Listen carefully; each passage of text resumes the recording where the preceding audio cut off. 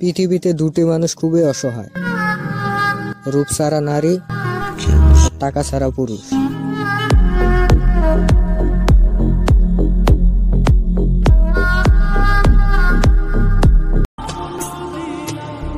তুমি চলে যেতে চাইলে যেতে পারো, বেশি গুরুত্ব দিলে তুমি তো বিরক্ত মনে করো।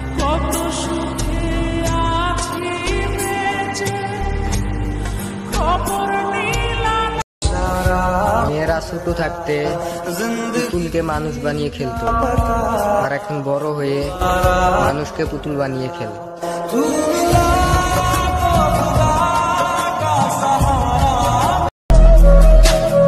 জীবনটা ছোট হলেও জীবনের ঘটে যাওয়া গল্পগুলো অনেক বড়।